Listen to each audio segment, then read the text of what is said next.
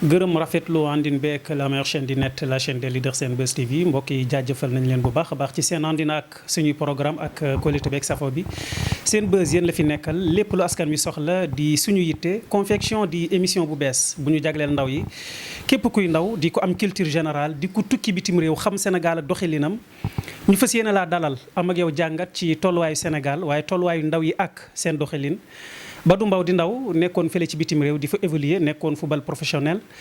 fas yéene dalal moom suñu émission bu njëkk a tey moom la ñuy dalal Badou Mbow nekkoon fële ci Italie ak France doon fa évoluer ci mbiru football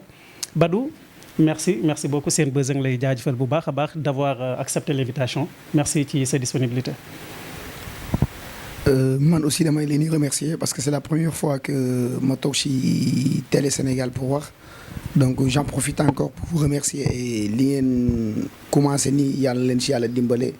ñu commencé ko ci bismillahir rahmanir rahim terminé ko ci alhamdulillahi rabbil alamin. merci en tout cas mbégte la franchement ñu dalal ak équipe Senbuzz yëpp ñu ngi lay jotal li nga xam ne mooy fierté bi nga xam ne am nañu ko ndax mën nga ñu dellu sil tuuti rek ci sa carrière ba nga kañ nga dem bitim réew ak na nga doon évoluer tuuti foofa ca football ba nga doon def foofa. waaw man de je peux dire je suis parti en étant tout jeune maa ngi commencé suma carrière Bergamo Atalanta de Bergame si benn équipe bu réserve foofu après en étant encore un gamin j'avais pas l'esprit sur moi ma commencé suma carrière mais aw ma woon comportement boo xam ne c'était un comportement bien parce que je vivais pas avec mes parents man doo nga dëkkoon ma dem ba jàng en même temps defaale sport étude bi may def sport étude bi ma amee terce média mooy BFM au Sénégal fii si la jëlee suma matukaay nag ne maa ngi dem France bi ma demee France maa ngi teeri ji Lille laa teeri ji après ma teeri ji Lille nekk foofu ci club bi di entraîner ci club bu voilà réserve bi et tout après ça n'a pas pu marcher ma toogaat gën a rafraîchir suma mémoire bi ma gën a rafraîchir suma mémoire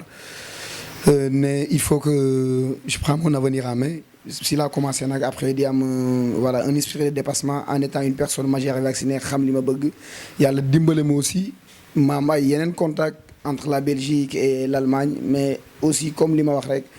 looy dugg rek te amoo ci ku lay conseil it amoo ku lay pousser di la canaliser et je pense que ça va pas marcher ça va pas aller loin. Effectivement. Ouais. Alors depuis pendant combien de temps nga commencé di bari tànk di def ay voyages yu bari entre l'Europe et Sénégal. Ça fait plus d'une décennie plus de 10 ans donc voilà. D'accord, plus de 10 ans chaque année di nga fi ñëw combien de fois. Quand j'étais dans le milieu footballistique je venais tout le temps 3 fois ou 4 fois dans l'année au Sénégal. Très bien. donc ren yàgg nga fi xëy na def nga fi temps boo xam ni gëj nga ko def Sénégal en fait depuis combien disons que depuis janvier ba léegi yaa ngi Sénégal. Oui tout à fait avant janvier même. D'accord. Ouais, j'ai fait plus de 7 mois environ au Sénégal ñëw na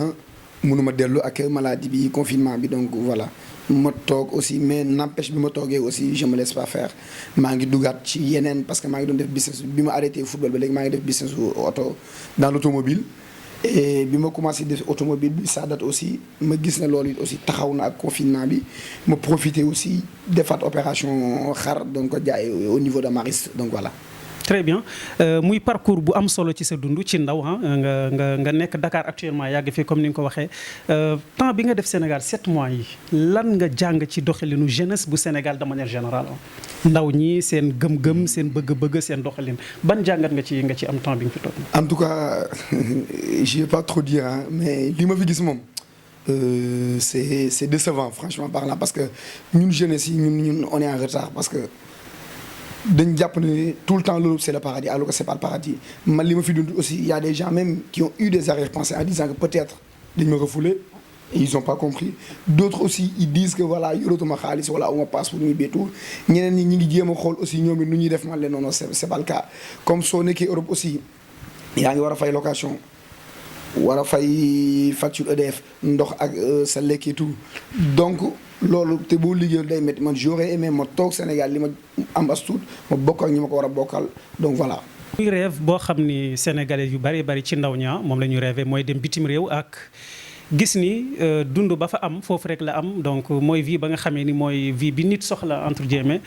nga bàyyi choix wu di jël sa temps lu bari sa dernier temps di ñëw Sénégal aussi lan moo waral choix boobu Badou. ñëw Sénégal bi auparavant sama jabar a taxoon. parce que bëggoon naa man nag damay bëgg comme bëgg ni tubaab di bëggee parce que bu ma bëggee j'y vais à fond nit bëgg naa la yomb na mais dëkk sa moo jafe man dama bëggoon suma jabar ba pare dëkk ci mu may jaral may ñëw di jënd un billet à 700 euros en plus j'ai fait une valise pour elle loolu wees ba pare yoraat argent de poche ak mes propres besoins yi nga xam ne dama ko war a def fii su ma ñëwee après je vois que ma femme voilà elle est en train de foutre du n'importe quoi franchement parlant loolu moom indi Sénégal du papa nag du waajur parce que juddu naa suma yaay génn àdduna may dund ak suma papa li ma am sax soxloo ko macha allah li mu am mi ngi si suturloowu sant yàlla mais la ma war sama diggante ak moom maa ngi koy def mais li taxoon moom li nekkoon primordial moom pour may ñëw Sénégal suma jabar taxoon franchement parlant mais après nag aussi j'ai eu des regrets le fait que ma marié ko di def effort et je ferai tout pour elle may gis yenn yoo xam ne fii Sénégal moo fi am mooy di am jabar nga dem Europe bàyyi bi sa jabar mu nekk di def du n'importe quoi elle couche de gauche à droite wala ñu koy woo ay tentation si affaire que ce soit milieu bi et tout loolu naqari ma trop nag encore ma koy tisu di ko wax ñi nga xam ne ñoo nekk Europe takk jabar bàyyi leen Sénégal fii nañ def très attention franchement parlant ñëpp nag bokku ñu am chaque règle a une exception mais nañ si bàyyi xel te soxna yi nga xam ne am nañ jëkkër seen jëkkër yi nekk Europe nañu respecté seen jëkkër yi jox leen cër te toog muñ luñ mënul si sëy bi mënuñu ko muñ bu ñuy génnee nekk célibataire franchement. alors lu raar la sénégalais bu nekk bitim réew en tout cas di def 5-6 mois en tout cas di ñëw di seet si sa jabar aussi mais est-ce que du devoir la boo xam ne jigéen daf koy soxla nga nekk si wetam combien de temps nga daan toog à chaque fois di ñëw di seet si sa jabar bi nga xamee ni yaa ngi junj ci say wax ni xëy na yaakaar nga ni am na respect boo xamoon ni wàññeeku woon entre moom ak yow. man nag suma jabar aw ma je sais pas comment expliquer mais temps bi dama ko amoon ci moom. man dama daan def chaque 2 mois. billaay wallaay taalaay damay ñëw Sénégal nekk ci wetam parce que xam naa ne jabar boo ko yoree da nga koy dëkkal nekk ci wetam et s'il y a pas de communication y a rien qui va se passer moo tax te bi ma koy marié aussi elle avait 17 ans man j'avais 22 voilà mais gis naa ne aussi moom dafa amoon fougue de jeunesse elle était dans le milieu aussi di def de gauche à droite di nekk ci voilà ci shooting bi ak di def ay pose photo et tout loolu aussi xam naa ma ko gënoon poussé pour mu gën a am yenn contact yi pour def yenn yi mais man moom pour man sama jabar li ma waroon ci moom maa ngi koy def maa ngi doon ñëw moom tout le temps moom aléatoirement moom je restais pas comme les autres di def ay 3 ans 4 ans non parce que j'étais en règle man moom sama situation j'étais dans une situation régulière moom franchement. chaque 2 mois da nga daan ñëw Sénégal terewul nga njortu ni sa jabar am na loo xam ne manqué woon na dala daan trompé fokk ñu wax ko pour ñiy seetaan bàyyi ko xel xalaat la boo am wala da nga ko sentir wala exactement lu tax nga mën a toog amoon jabar jàpp ni am na loo xam ni xëy na mu ngi koy doxaleet te warul woon seen diggante. waaw parce que lépp nag la faute c'est au niveau des parents parce que gis nga doom boo ko juree muy jigéen nga may ko jëkkër ji dem tukki da nga naan ko toogal muñal sa jëkkër su lay wax na nga dégg buñ la bàyyil nga bàyyi nga gàttal sa tànk mais tel n'est pas le cas sa jëkkër nekk fii nga tàggu seen waa kër ne leen maa ngi génn te ñu xam ne demoo seeti sa jëkkër demoo seeti say mbokku jëkkër te nga nekk seen kër kon boo génnee ñëw indi dara war na ñoo xam ne yow seeti ji woo sa jëkkër te da nga génnoon def ji naka solo noonu. Badou Mbow di ndaw nekkoon fële ci bitim réew doon fi évoluer nekkoon footballeur professionnel moom la ñuy dalal tey seen émission bu bees bii nga xamee ni ndaw ñi lañ ko jagleel fas yéene di waxtaan ak ñoom jamono ak tolluwaayu ndaw nag doxalinam Badou bu fekkee ni am na loo xam ni jamono jii gis nga ni mooy li manqué jeunesse bu Sénégal en tout cas foog ñu wax ko parce que ñi fi ëpp ay ndaw lañu ñi fi gën a nekk ay victimes aussi ay ndaw lañu Sénégal réew mi noonu lay doxee li ay rapport yu bëree bëri wane sax mooy juróom-ñett fukki ak ñett loo jël ci ay ndaw daanaka juróom-ñeent yi rek ñoo ci nekk ci ay situation yoo xam ni situation yu normal la muy par rapport ak dëkk ba nga xam ni fa nga nekkoon di évoluer lan nga gis ni mooy li manqué jeunesse bu Sénégal en réalité. jeunesse bi moom leen rek lañ manqué franchement muy amuñu confiance en soi. parce que ça veut dire voilà ñoom dañu war a am seen fulla bopp am gëm-gëm amit bëgg-bëgg gis nga nit bala ngaa laax jaay laax lekk fii lañ dëkk Sénégal fii lañ jógee su ma ko waxee sax dinañ mer ne ndaa dem mu neex moo tax mu bëgg a wax lii neexul encore une fois gis nga Europe c'est pas le paradis que ce soit la France l'Italie Belgique et Allemagne fii Sénégal dara gënu ko jeunesse bi dañoo tardé benn ñaar te dañuy def loo xam ne mënuñu ko di dugg loo xam ne buñ tëddee duñ nelaw nit ki la nga am sa ngay suturloo gis nga am salaire u 100 000 francs wut sa néegu 25 000 francs di fay fin du mois 5 000 francs ndox ak courant moo gën nga démerdé wu dugg ci ay kasaato bëgg a ñëw Europe nekk situation irrégulière doo am këyit doo am dara di daw de gauche à droite sa famille yaakaar la di la pousser di la bun xatal ba nga bëgg a dugg ci ay détails ñu jàpp la foofu nga nekk di jaay yamba wala ngay def autre chose yoo xam ne c'est interdit par la loi française wala par la loi européenne nga nekk dans la merde loolu ça valait pas pour man le coup ça valait pas le coup pour man li ma leen di conseiller encore une fois mooy que ñu bàyyi xel ne Sénégal fii lépp a ngi fi te gëm li fi am gëmit ne bu ñu fi toogee war nañ fi mën a liggéey parce que am nañ fi lu bëri li am fi am na loo xam ne amul Europe lu am Europe it am na loo xam ne amul fii Europe daal pour man la fa am reposer wu liggéey wàcc Sénégal aussi am na fi mais c'est pas le cas franchement. très bien yaa ngi koy junj sànq Badou di ko wax sa biir wax da nga teel a am soxna yàlla def ngeen divorcé entre guillemets après gi amaat nga soxna.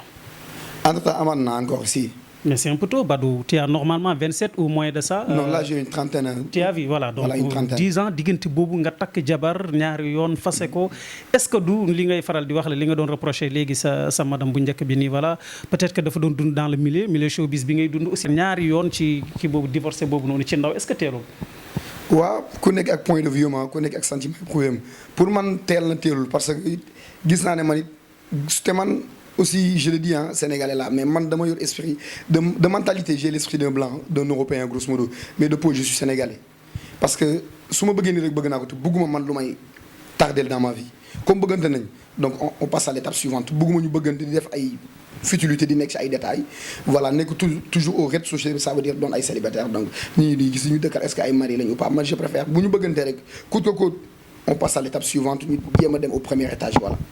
ndax rëccu nga sa ñaari mariage yëpp loo rëccu la wala da nga gis ni lu waroon a jàll ci sa vie la jàll na wala regret boo ci am. am naa ci regret nag franchement parlant parce que tatoué naa ci sama loxo mi ngi nii. ngir nopp ndaw si rek. tout à fait pour affirmer pour aussi wane suma mbëggeel comment j'étais hyper amoureux d'elle et aussi li man gën a naqari aussi mooy que comment man nu ñu ma doon rouler dans la farine. parce que man ku ma gis rek daf may jàppee dof donc voilà franchement parlant ku ma gis daf may jàppee dof parce que aussi su ma bëggee rek bëgg naa daf may jaralu ne maa ngi tatoué suma loxo di def li ma war a def du ma ci xaar kenn xaaruma fin du mois xaaruma 2 semaines non tout ce que je vais wax damay woo allo tu es où bébé mais envoyé voilà que ce soit une somme wala des habits wala quelque chose un objet en grosso modo mais gis naa ne moom lu ma metti la te maa ngi koy ñaan yàlla encore une fois xawma lu yàlla def mais bala may duggaat ci lenn dinaa ko xoolaat bu baax danaa xam ndey ja danaa xam baay ja danaa xam it fu mu jógee fu mu bokk parce que man dama doon def des choses yi nga xam ne ma j'étais un aveugle je peux dire voilà damay def des choses à l'aveugle comme ça. très bien depuis nga ñëw Sénégal ça fait 7 mois yaa ngi dund disons que dundoo fi nga xamee ni mooy banlieue bi fi nga xamee ni xëy na lu ci bari si mbiru culture Sénégal en tout cas fa lañ koy gën a dundee yaa ngi dund xëy na li ñuy wax ci boy town yi nekk fi ñoom Amadou Fall di dund Liberté 6 Ouest Foire et cetera ngay génn aussi di dem dans les villages pour xool lan nga gis ni mooy li impliqué wu en tout cas ci town bi en tout cas bu ñu ko waxee entre guillemets fi nga xamee ni xëy na fa la VIP yi nekk de manière générale ak dund ba nga xamee ni wute na ak li nekk ci village li ñuy dund. Dakar moom franchement man je suis de Diourbel et j'en profite aussi pour souhaiter voilà waa Diourbel yàlla leen yàlla defal jàmm may leen wér ak gudd fan mais li ma gis man biir Dakar man c'est quelque chose qui va jamais s'enlever c'est quelque chose qui est indéniable ici parce que li may gis chaque jour damay gis loo xam ne day gën a élevé wu hier rek j'ai su ma toog ak suma frère donc de passage moom mi tax ma ñëw tey télé bi man nga xool lii je vois des filles nga xam ne des jeunes filles de 18 ans 20 ans 22 ans qui portent des habits indécents yi nga xam ne dañ lay pour man parce que j'ai été à l'école mais xawma lu wax mais acte contre nature boobu man dama bëgg sénégalais yi ak góor ñi ak jigéen ñëpp voté ko pour képp ku fi sol yére bu bon fii Sénégal kilote bu gàtt wala say taat di feeñ wala say ween ñu jàppale mettre la à la prison parce que mënu ma concevoir quelqu'un qui vient de Diourbel wala Mbambilor wala Ourossogui wala Thiadiel wala Bakel plutôt ñëw Dakar liggéey indi ko fi yow xale bu jigéen bi nga nekk di taxawal te la plupart ñi koy def jigéen ñi fi c'est pas des filles de Dakar je te dis la vérité ay Kaolack Diourbel ay Bambey Nangalma Thiès wala ñuy jógee mais booy bu juddoo Dakar dëgg franchement parlant sa papa day nekk si dans de bonnes conditions ak seen waa kër doo talin wala boo bëggee def sax yenn tu préfères prendre un appartement def ko vite fait bien fait après tu pars comme on dit mais booy yi nga xam ñoo jugee fa ma jugee jigéen ñi billaay wala je suis désolé damay naqaru loolu li ñuy def man neexuma daf may métti góor laa mais su ma sañoon nga def parce que dama am rakk bu jigéen encore une fois te man je suis hyper jaloux bu ma gisee ku ma bokkal dëkk bokk fu ñu jógee muy def yenn ni moom franchement je suis choqué waaw li may gis moom metti na ma trop li ñuy dund ba pare mën a gisal bala nga xam ne Dakar metti na nit ñaa ngi def lu bon nga dugg ci lieu public yi que soit damay signaler damay souligner voilà ay Maxi Foot ay Plaza Pool tu vois yëri yoo xam ne man xaw ma Sénégal dañuy nelaw wala lan mais autorités yi ñoo war a jug di dugg si lii di xool xale yi jigéen lañ fay sol parce que la ñuy sol baaxul te ñu ngi poussé góor ñuy def lu bon te koo ci def lu dara tey boo ko joxul xaalis bu xëy mën a laaj ñu dem wuti certificat médical après yow nga nekk dans la merde. voilà nga dugg fa reer ne Sénégal dafa manqué xaalis ba pare la ngay reeree 20 000 francs la boo paree bàyyi fa pour boire bi te boo rombee yoonu Xombol wala yoonu Juróom wala yoonu Bambey waxaale mbuusu sump boo waxaale mbuusu sump bu jar 500 nga joxe 1000 francs 1000 francs yi ngay joxe da ngay xaar weccet 500 te war a dimbale kooku nga xam ne jaay na lu mbuusu sump 500 après 500 yem la jaayee si la war a jëlee sareet fukki dërëm pour war a dem ba ci biir village bi war see jënd diw tiir wala mu jënd ci diw sump bi pour mën a togg jënd ceeb ainsi de suite loolu yëpp nekk ci àll bi metti yow mi nga xam ne da ngaa paas ñëw jàppale woo fa nga jógee yéene woo fa nga jógee alal ñëw di ko yéene Dakar fii juste pour ay futilité man loolu dama koy naqarlu franchement. mu bokk ci secteur yi ëpp solo ci dundinu doomu aadama mooy li Sénégalais yi en tout cas wala li ñuy wax ci tubaab milieu showbiz comme ni mu amee partout dans le monde du ñàkk am nga ci tuuti ay relation ak gis-gis ak xalaat boo xam ni am nga ko ci secteur boobu noonu. ban gis-gis nga am ci doxalinu secteur boobu ak tolluwaayam bi nga xam ne ñu bari aussi souvent dañ leen di doxañ ay baaraamu tuuma ku ci nekk junj nga ko sànq waroo am jëkkër wala waroo am jabar wala boog boo see ñaari fan ñett da nga war a divorcer wala et cetera lu ciy sa gis-gis ci milieu showbiz bi. milieu showbiz bi moom tentation la ku ci ëppale rek ngay nekkal ku ci am yow miy jigéen boo ciy nekk di nga nekk góor mais boo gisee ko tan rek da nga naan fa ñu ko dem ci keneen. ah bon parce que affaire business la voilà et ça tourne au rond voilà da ngay gis tey kii day sëy kii ma ànd ak kenn suma xarit supposons bu ma àndeek moom tey mu xam ne kii c'est ma copine wala marié naa ak moom mu pare wala ma pare ak moom mu jaar su takku bëri na. et y a des grandes personnes ici au Sénégal que dal leen fi des chanteuses sénégalaises vous êtes au courant de ce qui se passe seen ménagère dañuy sëy ak ñoom retourner bàyyante ak ñoom keneen jóge fee ne comme voilà il va être ménagère ba pare sëyaat ak moom donc ça veut dire bi muy nekk kee xelam mi ngi ci woon voilà. ci 2 wala 3 minutes rek bu la neexee Badou Mbow pàcc bi dañ ko jagleel képp koo xam ne suñu invité la nga wax de manière générale lépp loo xam ne rek métti na la sa xol ci tolluwaay ndaw yeeg seen doxalin nag li la métti ci seen doxalin. li mu dund ak li ma gis métti na ma torop te bëggatuma ci duggaat franchement parlant damay ñaan yàlla bu muy duggaat ci jigéen dugg ci jigéen yoo xam ne day baax te bu may dund ak moom danaa dund ak moom à vie. ça va être une longévité dëgg la nag ay jullit lañ dañ naan man damay takk aawa ñaareel ñetteel ba ñeenteel sénégalais jël slogan bi naan kii mooy sama 1 2 3 4 man de je préfère ces temps-ci bu may takkaat jabar takk ku baax takk koo xam ne famem danaa ko xam danaa dugg ci moom parce que li ma jot a dund moom encore une fois dama koy métti na ma trop li ma suma jabar def li ma ay mbokkam def ak it sonn ba ma ci sonn rey ci sama bopp wane luy mbëggeel yàq su may téye di jël ay risques di ñëw te mënoon na ma bañ a fekk investissement boobu ma def yëpp nag maa ngi koy ñaan yàlla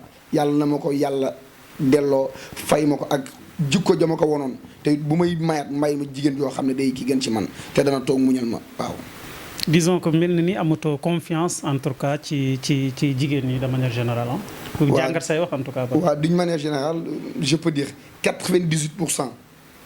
de mes sentiments amatuma confiance envers une fille te bala may gën a ñàkk confiance rek man heure bu may gën a wane suma mbëggeel rek damay gis ne suma mbëggeel mi ngi dévié wu parce que man heure ma bëggee tag automatiquement j'y vais droit au but noonu laay doxee comme j'ai l'esprit d'un Marseillais gis nga damay tatouer suma loxo tag automatiquement ne la gis nga dama laa bëgg donc viens on va se marier ki dem ba def loolu kay moo lay wan ne am na fu mu la teg mais instant bi moom wax dëgg fa yàlla moom je suis choqué ku ne góor ni jigéen aussi bu fekkee ni gis nga ne ndaw ñi nga xam ne ñooy góor ni ñi nga xam ne xëy na lu baree bari ci ñoom la ko réew mi yaakaar ak seeni waajur ak tolluwaayu dëkk bi ñu bari tamit gis ni am na loo xam ne vraiment lu manqué góoru Sénégal la de manière générale ci ñàkk am ay ambition ñàkk am objectif aussi ñàkk xam li nga xam ni mooy droit bi nga xam ne moo leen war pour ñu dund bu amee message booy koy jëmale ci ñenn ñi ñu bari di joxañ baaraamu tuuma ci yenn gestes yoo xam ne ñu bari ñu mel ni yéen nga xam ni yéen a ngi dund Europe da ngeen di gis ne xëy na àndul ak jamono ban gis-gis lay doon moom ngay jëmale ci mbokku internet yi nga xam ne ñooy góor ñi. man daal bu ma sañoon wala lenn jigéen ñi ku ci dem bay sëy nga sëy ki nekk Sénégal nga mën a xam li mu am mais bul sëy ngir alal wala kii ngir dem na Europe wala kii mi ngi feneen ak feneen tukki taxut a tekki tukki taxul tekki parce que man mii ñëw indi fi sama xaalis présenté wu dans une famille su ma ñëwee dañ naan Europe laa nekk jàpp ma duñu xam la may liggéey duñu xam la may def duñu xam ci la may dugg duñu xam it maanaam lan la ñu dégg jóge naa Europe duñu lijjanti mais bu dee kooku noonu tey ab defkat la ñëw indi ab xaalisam investir def takk jabar def la muy def après ñibbi jabaram soxla leneen defu ko dana ko fi njukk dem wuti ji keneen boobaa nag loolu noonu balaa muy am léegi yow mi yor sa doom wala sa doom bu demee bay bëggante bàyyi ko mu bëgganteeg ak maçon bi wala mécanicien bi wala ouvrier bi en grosso modo ça aurait été mieux.